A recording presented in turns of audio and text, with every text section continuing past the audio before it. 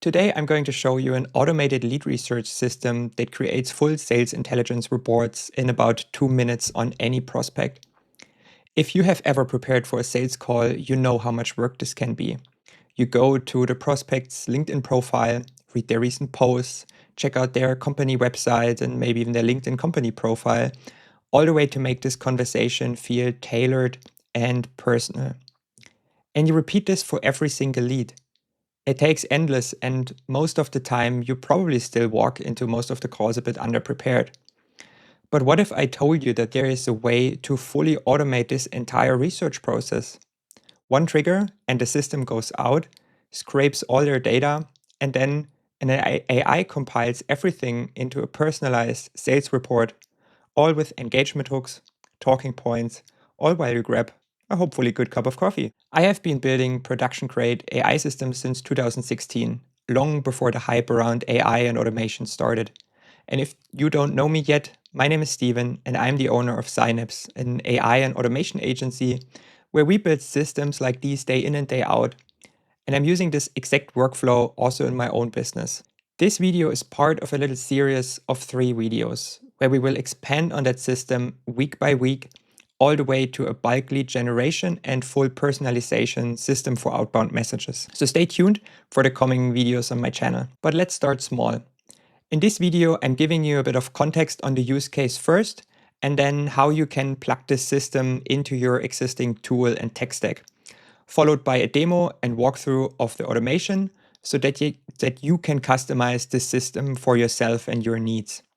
And at the end, I'm giving you the full automation blueprint as a free JSON in the links in the description below, so you can just import that workflow into your n8n instance and start using it right from today.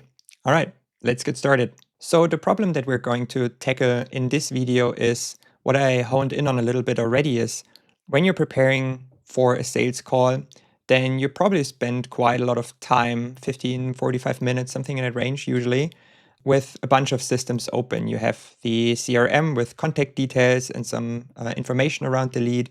You probably open their LinkedIn profile, website, maybe even get some data from some enrichment tools. And this can be quite time consuming.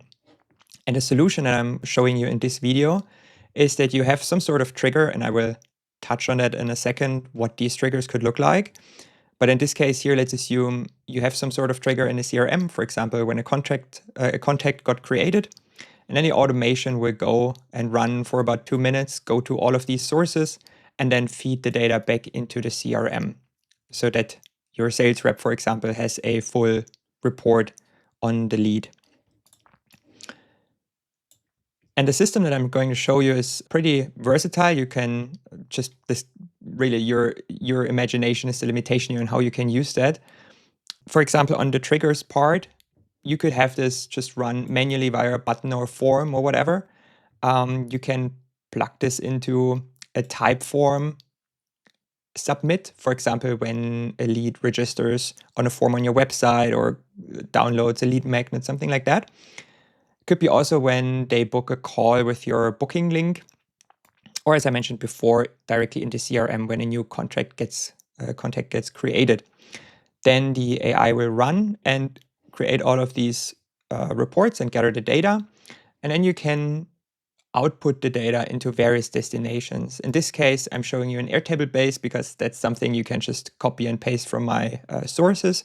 You could put this into G Sheets, send out a Slack notification to your team, update CRM records, or even draft email responses, as I will show you in the next couple of videos.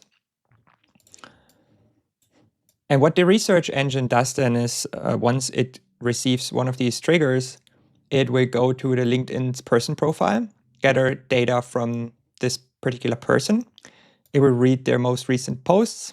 It goes to the LinkedIn company page, and it scrapes the company website, all if available, of course.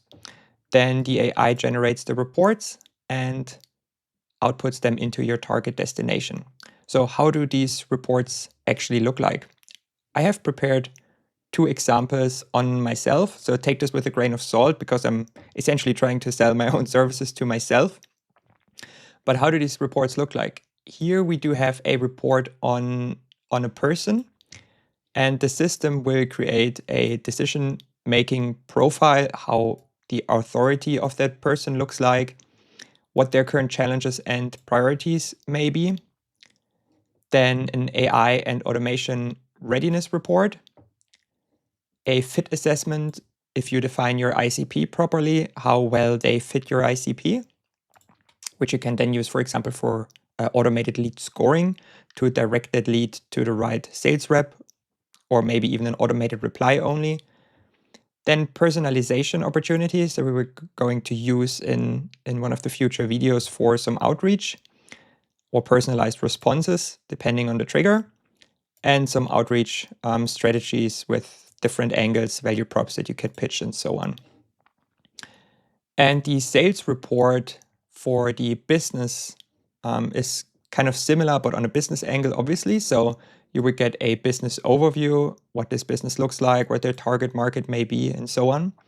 Some operational insights, what their approaches are, their tech stack, and so on. What growth challenges they may have. Some sales opportunity indicators, and again, some personalization hooks based on the business. And let me show you now how this looks like in Airtable that I selected as a data storage and interface for this automation.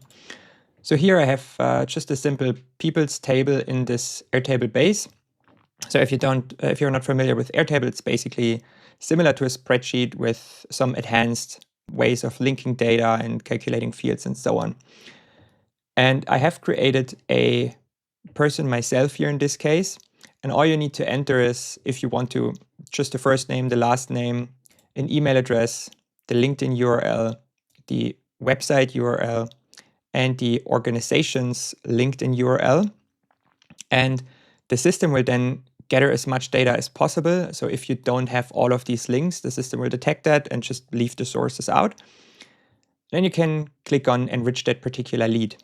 And what happens when you push that button is the system will go out and trigger this webhook and start sending, in this case, a Slack message to the team channel that I have set up for logging purposes for automation. Then we get the data from Airtable that I just showed you before from the base, prepare that and check that if we have enough data available to start actually a meaningful research process. If it does not have enough data, it will just skip, update the record in Airtable and say like, hey, we don't have enough information, please check these fields, and also send it out to Slack in this case. And if it has enough data, it will start the actual lead research process. And this is a sub-workflow that I created here. And what this sub-workflow does is, in a nutshell, what I explained before and touched briefly on. It will scrape the person's LinkedIn profile via an Apify scraper. If you don't know Apify yet, you can register there and use their pretty generous free tier. And Apify has basically a bunch of pre-programmed actors, how they call it, where they are specifically programmed to go to different data sources and scrape data off of these sources. So we use Apify scrapers here throughout. So the system goes, scrapes their LinkedIn profile, fetches the data once the scraper is finished, convert the employment history into an LLM-friendly format, and then sets all of that data in a neat format for that particular data source. It will then go and scrape the LinkedIn posts of that person. And you can also go in here into these fields and change how many you want. In this case, I've set it to 2. You can set it to 1 if you're just interested in the most recent, up to 10. This will also influence the cost, obviously, how much scraping you're gonna do here. But in a nutshell, the whole scraping process probably costs somewhere between 2 to 4 cents, including the LLM per lead. So it's pretty reasonable, I say.